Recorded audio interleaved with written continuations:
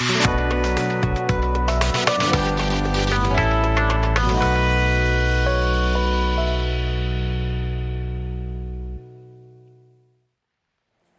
warahmatullahi wabarakatuh. Perkenalkan, kami dari kelompok 4 akan mempresentasikan hasil laporan kami mengenai proyek UAS kami, yaitu perancangan aplikasi layanan publik, yaitu aplikasi haji dan umroh cerdas. Jadi di sini kelompok kami mengambil merancang suatu aplikasi dari Kementerian Agama Republik Indonesia. Kementerian Agama Republik Indonesia sendiri adalah kementerian yang membidangi urusan agama. Dalam menjalani tugasnya, yang salah satunya adalah pelayanan publik, Kemenak RI menyediakan berbagai macam aplikasi yang bisa digunakan masyarakat tergantung dengan kebutuhannya masing-masing. Nah, walaupun aplikasi tersebut mempermudah masyarakat dalam memperlancar urusannya dengan Kemenak, aplikasi-aplikasi tersebut masih terlalu banyak dan terurai. Tentunya hal ini cukup menyulitkan masyarakat dan dirasa kurang efektif karena masyarakat sendiri harus membuka banyak aplikasi untuk mengurus beberapa keperluannya. Selain itu, dengan adanya beberapa aplikasi tentunya juga memerlukan dana yang lebih besar dalam pembuatannya hingga pengelolaannya. Tujuan kami dalam penyusunan proyek ini adalah untuk menyederhanakan aplikasi dari layanan Kemenak RI dan mengatasi kekurangan-kekurangan pada aplikasi Kemenak RI. Baik, untuk selanjutnya kami memilih yaitu aplikasi Haji Pintar dan Cerdas. Untuk kami gabungkan, maka kami memutuskan menggabungkan aplikasi Haji Pintar dan Umroh karena keduanya memiliki bentuk pelayanan yang mirip, sehingga kami rasa lebih efektif jika kedua aplikasi tersebut diintegrasikan. Untuk kekurangan pada kedua aplikasi tersebut, yaitu yang pertama tidak adanya layanan customer service dan FAQ. Ini kayak membuat kesusahan juga bagi pengguna, terutama untuk pengguna sekarang, terlebih untuk kalangan haji dan umroh adalah kalangan lansia. Kemudian yang kedua, beberapa fitur tidak dapat diakses karena kami coba kemarin untuk aplikasinya ada beberapa fitur yang emang kayak error gitu. Dan yang ketiga, kekurangan aplikasi yaitu informasi yang kurang update, dan terakhir yaitu pendaftaran online berlangsung lama. Nah, untuk solusi yang kami tawarkan berupa penggabungan aplikasi ini, yaitu yang pertama memaksimalkan fitur yang ada supaya lebih fungsional, kemudian membuat interface yang lebih user friendly di segala kalangan, kemudian kami selalu mengupdate informasi yang dibutuhkan oleh user, dan yang terakhir kami menambah fitur baru yaitu customer service untuk mempermudah pengguna untuk menjalankan aplikasi kami. Untuk jadwal pengerjaan, kami sudah mencapai tahap evaluasi di minggu keempat. Dari jadwal-jadwal berikut, di minggu pertama kami ada brainstorming, kemudian dilanjutkan mengumpulkan sumber. Minggu ketiga yaitu penyusunan prototipe, dan terakhir evaluasi yang kami kerjakan sekarang, presentasi. Baik, selanjutnya di sini ada teknologi yang kami gunakan selama perancangan aplikasi, yaitu ada aplikasi Figma. Jadi aplikasi Figma ini merupakan aplikasi yang memang dirancang untuk pembuatan UI UX aplikasi dan website. Figma juga dilengkapi dengan fitur perancangan navigasi sebuah aplikasi. Ada beberapa kendala dalam pengerjaan kami dalam menyusun prototipe aplikasi. Yang pertama itu mencari referensi aplikasi yang serupa, yaitu jadi kami tetap memerlukan sebuah gambaran bagaimana kira-kira sebuah aplikasi layanan publik itu bisa digunakan dengan mudah dengan penggunanya. Cuman sayangnya memang beberapa aplikasi publik yang mirip itu juga masih sedikit dan masih memiliki beberapa kekurangan yang sama. Lalu yang kedua, menyesuaikan desain dengan target pengguna. Jadi dalam mendesain ini kami perlu untuk menyesuaikan karena kembali lagi untuk aplikasi haji dan umroh cerdas ini beberapa target pasar kami yaitu ada dari kalangan lansia. Jadi bagaimana caranya desain kami ini bisa diterima atau bisa dengan mudah digunakan. Jadi kami perlu menyesuaikan dan perlu banyak revisi. Lalu yang ketiga, terkendala sinyal ketika merancang prototipe karena memerlukan sinyal yang stabil. Di aplikasi Figma yang kami gunakan ini kebetulan memang berbasis internet dan perlu menggunakan sinyal yang stabil dalam pekerjaannya. Lalu yang keempat, masih sedikit penelitian yang membahas mengenai aplikasi ini. Berikut ini adalah tampilan dari aplikasi kami. Yaitu yang pertama, tampilan awalnya ini ketika pengguna membuka aplikasi tersebut, lalu akan muncul logo aplikasi kami yaitu Haji Umroh Cerdas di paling atas. Lalu ada kolom di mana pengguna bisa memasukkan nama pengguna dan email. Lalu di bawahnya ada kata sandi. Lalu di bawahnya lagi terdapat tombol masuk. Jadi ketika pengguna memang sudah memiliki akun, mereka bisa langsung login seperti ini. Lalu di bawahnya lagi ada menu lupa kata sandi, daftar akun, lalu kita menyediakan option untuk login dengan metode lain yaitu melalui akun Google dan Facebook. Mungkin di sini bisa saya contohkan untuk menu lupa kata sandi terlebih dahulu.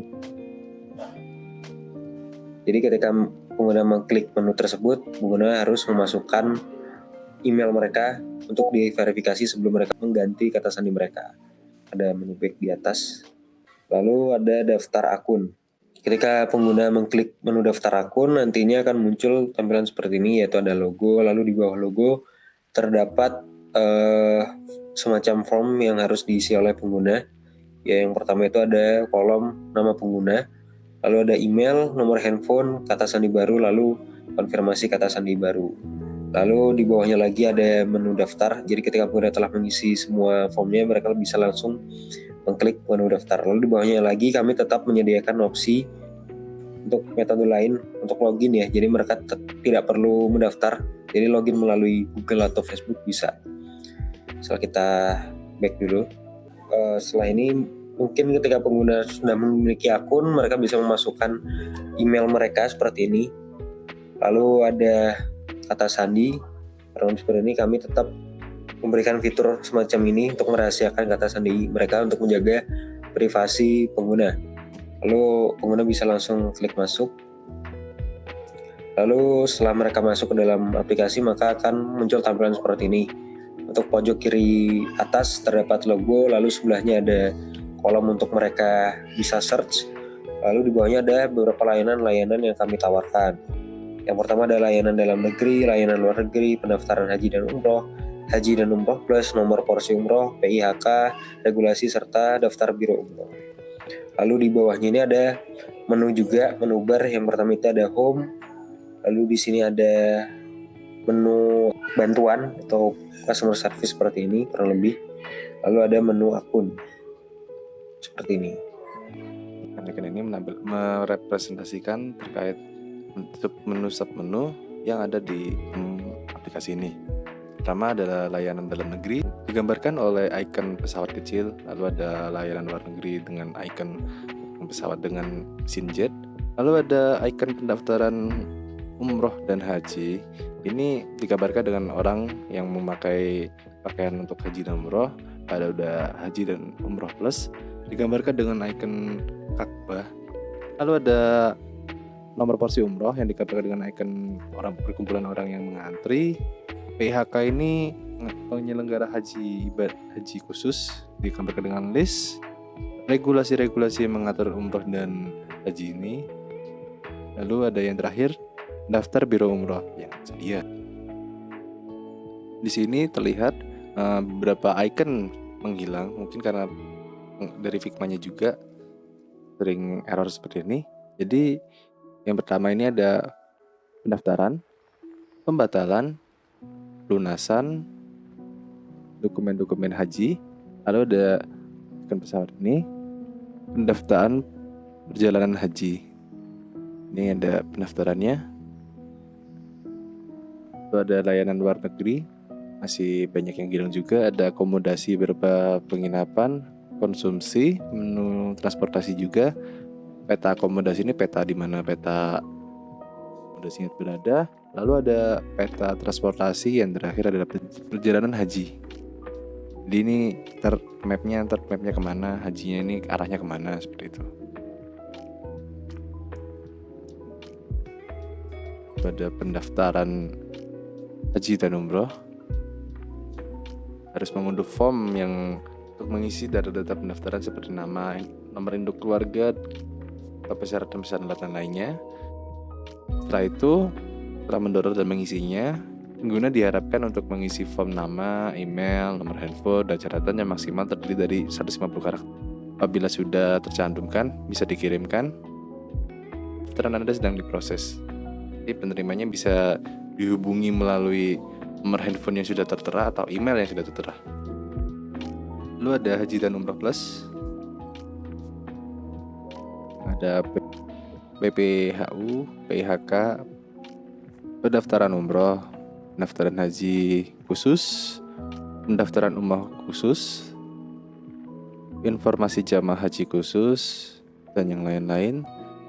Dan karena keterbatasan resource-nya, ada beberapa yang tidak bisa ditampilkan. Lalu di bawah sendiri di sini ada menu gambar seperti ini yang bisa di-slide.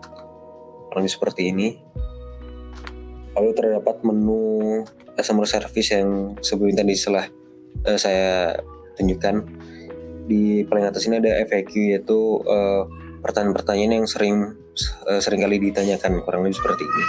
Kita diklik salah satu pertanyaan dengan fitur ini, akan muncul jawaban atau keterangan mengenai pertanyaan tersebut, kurang lebih seperti itu. Lalu ada menu akun, jadi pengguna bisa mengganti foto profil mereka, lalu bisa mengganti juga nama pengguna, email, lalu nomor handphone, lalu kata sandinya, seperti itu kurang lebih menu profil. Jadi mungkin kita bisa, jadi untuk kembali ke menu utama, pengguna bisa mengklik icon di pojok kiri atas ini berbentuk panah, atau mungkin bisa mengklik menu di bawah ini seperti ini. Kurang lebih seperti itu untuk demonstrasi dari aplikasi kami. Saya kembalikan ke moderator. Baik, mungkin sekian presentasi dari kelompok kami, tapi sebelum menutup presentasi, izinkan kami mengucapkan dua patah kata mengenai testimoni kami terkait proyek UAS kali ini. Mungkin mulai dari saya terlebih dahulu. Jadi di sini peran saya adalah sebagai tim riset, yang mana tugasnya itu untuk menyusun konsep perancangan aplikasi bersama dengan anggota lainnya dengan cara brainstorming. Selain itu, saya juga menyiapkan data-data tentang aplikasi yang ingin kami rancang agar data-data tersebut bisa segera dieksekusi oleh anggota tim yang lainnya.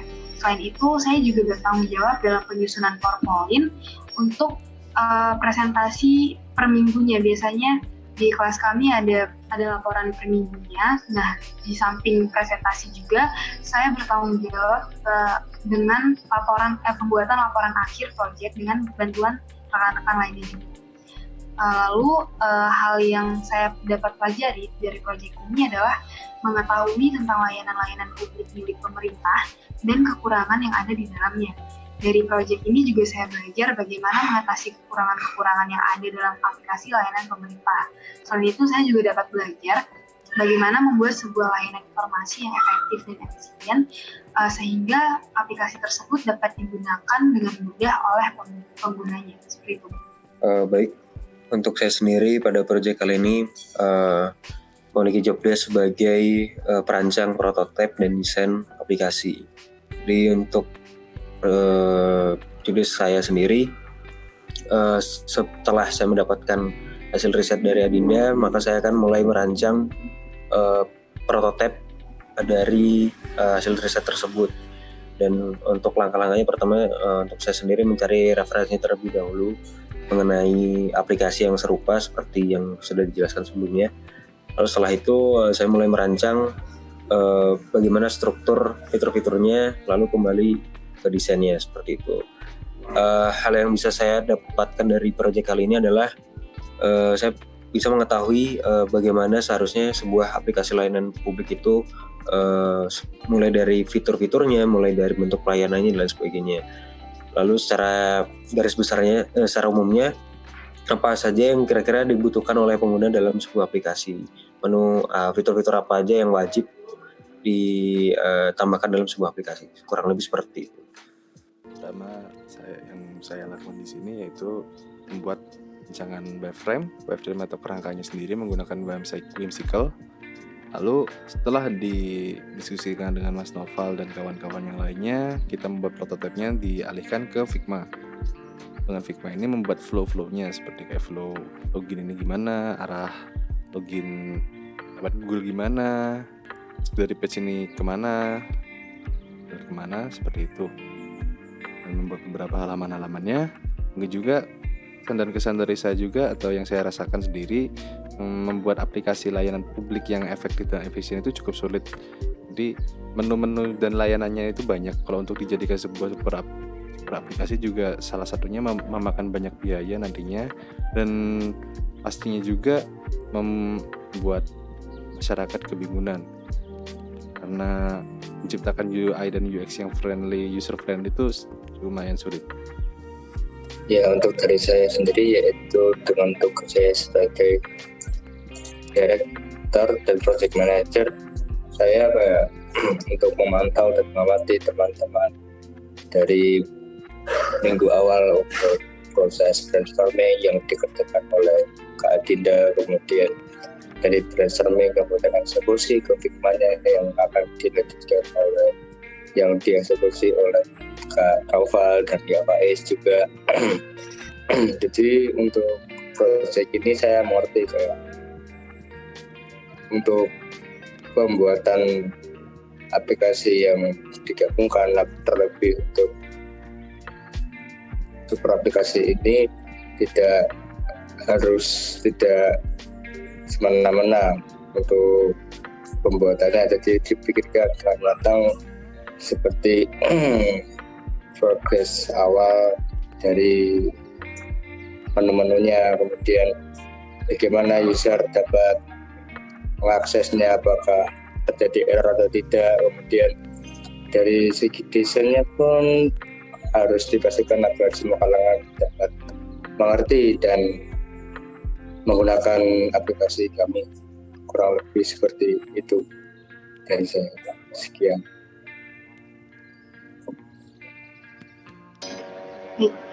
Sekian presentasi dari kelompok 4. Kurang lebihnya kami memohon maaf jika ada kesalahan kata. Saya tutup dengan ucapan terima kasih. Wassalamualaikum warahmatullahi wabarakatuh.